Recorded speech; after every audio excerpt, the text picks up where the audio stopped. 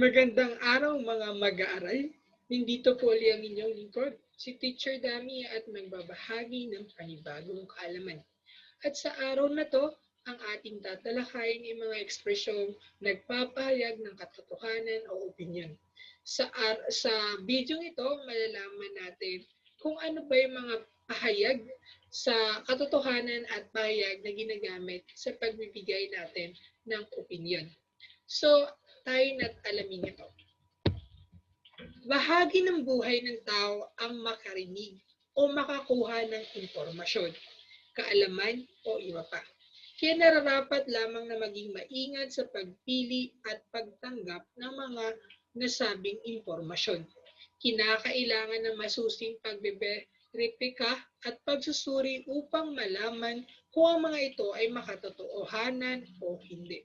So sa buhay natin, sa pang-araw-araw nating pamumuhay, so alam natin kung sa internet man or pagbabasa natin, pag-scroll natin sa Facebook, sa IG, or kahit sa anong social media account, or kahit saan, so dapat suriin natin yung mga impormasyon na ating mababasa.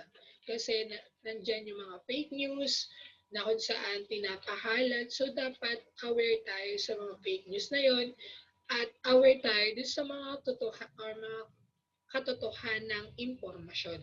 So ngayon, susuriin natin at ibibigay ko sa inyo yung mga ekspresyon na nagpapahayag ng katotohanan o opinion. So doon, sa pamamagitan ng malalaman natin kung ang impormasyon ba ay makatotohanan o ito ay opinion lamang ng isang makatao ng isang tao.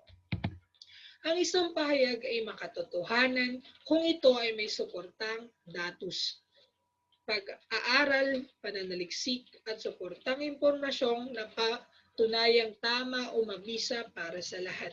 So doon natin malalaman na makatotohanan yung isang pahayag kung alam natin na yung isang pahayag o yung impormasyon na yun ay mula or mula sa isang aklat o sa isang napagkunan ng datos o ito ay napag-aralan or nagamit sa pananaliksik at mga suportang impormasyon nagpapatunay tama o mabisa para sa lahat.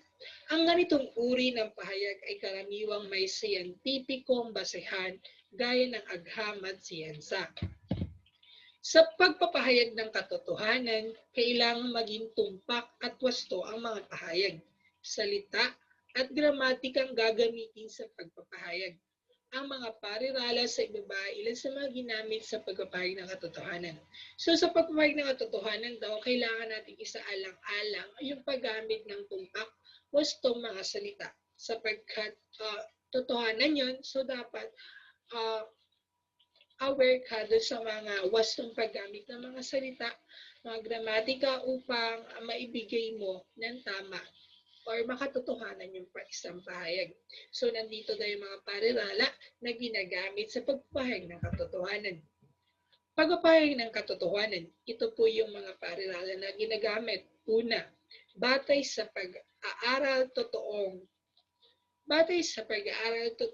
napakalaki ng halimbawa, batay sa napag-aralan, totoong, yun, ibibigay mo yung totoong nangyari. Mula sa mga datos na aking nakalap talagang napatunayan na ganon. Yan. So, yan po yung mga pahayag. Ikatlo, ang mga patunay na aking nakalap ay tunay na. Ika-apat, ay sa mga dalubhasa na patunayan na. Ika-lima, isang mabisang pag-aaral at pagsusuri ang isinagawa kaya napatunayang ika-anim, napatunayang mabisa ang. Ika-pito, mula sa pagbiberipika ng mga datos at impormasyon na patunayang ang. So, yan po yung dapat nating gamitin o isaalang-alang sa pagpapahayag ng katotohanan. So, doon natin malalaman na makatotohanan yung isang impormasyon kung makikita natin ang mga paralalang ito. So, dumako naman tayo sa mga pahayag sa opinion.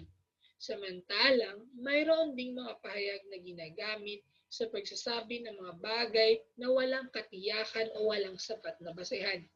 Ang mga ito ay opinion lamang ng isang o iilang tao o pangkat. Ang ganitong pahayag ay karaniwang hindi suportado ng datos o siyentipikong basehan. Ilan sa mga ganitong uri ng pahayag ay ang mga sari-saring kuro-kuro o palagay ng tao, pamahiin, opinion page sa pahayagan, at iba pang katulad. So ito nga daw po yung tinatawag, yung kasalungat ng katotohanan na yung opinion. So paano ba masasabi na ang isang pahayag ay isang opinion? So masasabi nating opinion siya sapagkat walang suportatong datos o siyentipikong basehan. Sapagkat sariling itong kuro-kuro ng may akda o ng isang tao, kaya hindi natin masasabi na siya ay totoo. Maaaring ang sinabi niya ay hindi makatotohanan. So, depende sa taong nagsasalita. So, ilan sa mga ekspresyong ginagamit sa ganitong pahayag ay ang mga sumusunod. Una, naniniwala ako. Ikalawa, sa aking palagay. Ikatlo, ang opinion ko sa bagay na ito. Ikaapat, palagay ko. Ikalima, baka mga pangyayaring ito. Anim, marahil ang bagay na ito ay. Ikapito, pwedeng ang mga pangyayaring ikawalo sa tingin ko. So, mapapansin nyo, so, ang mga pahayag na to ay hindi sigurado yung isang tao kasi opinion niya lang eh. So, hindi siya masasabing totoo yung pahayag sapagkat ito ay galing lang sa isang kuro-kuro ng isang tao or opinion ng isang tao. So, yun po yung dalawang mahalagang ekspresyon sa pagpapahayag ng katotohanan at opinion. So, mahalaga po ito nating malaman sapagkat para masuri natin ang isang impormasyon ba ay makatotohanan o hindi. At ngayon, sa pagwakas na ating aralin, meron akong gawain. So, i-comment nyo ulit sa comment section. Kasama, ilalahad nyo yung pangalan, grade level, para malaman ko at ma-record ko po ito.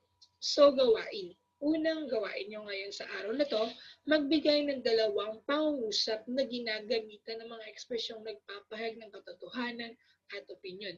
So, pipili kayo ng tig-isang parirala doon sa pagpapahayag ng katotohanan at pagpapahayag ng opinion at magbibigay kayo ng isang pangungusap na ginagamitan ng mga pariralang yan.